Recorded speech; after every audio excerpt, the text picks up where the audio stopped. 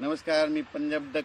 राज्यातल्या सर्व शेतकऱ्याला सांगू इच्छितो की आता 2-3 दिवस म्हणजे 29 एप्रिल, 30 एप्रिल आणि 1 आणि 2 मे पर्यंत राज्यात थोडी उष्णतेची लाट येणार आहे म्हणून हे अंदाज लक्षात येतात. 44-45 अंशापर्यंत राज्यातला पारा जाणार आहे म्हणून हे अंदाज लक्षात येतात.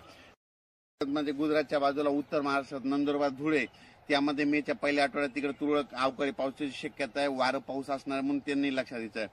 त्याच्यानंतर जळगाव जिल्हा मध्य प्रदेशकडे पाऊस पडणार आहे. त्याच्यामुळे मेच्या पहिल्या आठवड्यात त्याच्यामुळे जळगाव जिल्हा, जळगाव, जामोद, बुलढाणा जिल्हा, अमरावती, अकोला, वर्धा, नागपूर, भंडारा, गोंदिया, चंद्रपूर या भागामध्ये अवकाळी पावसाची शक्यता आहे म्हणून मेच्या पहिल्या आठवड्यात हे अंदाज लक्षात येतात.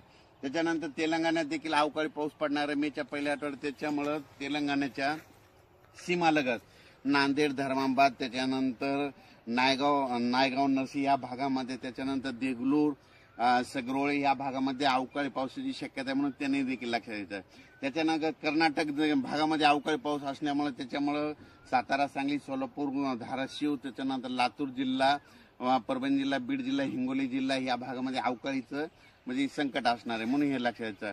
त्याच्यानंतर कोकण पट्टीमध्ये देखील मेच्या पहिल्या आठवड्यात अवकाळी पाऊस असणार आहे. त्याच्यामुळे पश्चिम महाराष्ट्रात तुरळक ठिकाणी अवकाळी येणार आहे आणि योगायोगाने पश्चिम महाराष्ट्रातलेच कांदे काढणे चालू आहे म्हणून त्यांनी काय करायचं, 2 तारखेपर्यंत तुम्ही कांदे काढा आणि झाकून ठेवा, कारण की 3-4च्या नंतर राज्यात वातावरण खराबच होणार आहे म्हणून हा अंदाज लक्षात येतात. अवकाळी पाऊस राज्यातला सर्व शेतकऱ्याला सांगतो की सर्व दूर नसतो, पण शेतकरी काय करतात, सर्वांना वाटतं की सगळीकडे, म्हणून हे पहिल्यांदा लक्षात घेणं जरुरी आहे. तर हे मान्सून पूर्व पाऊस असणार आहे म्हणून हे लक्षात येतं.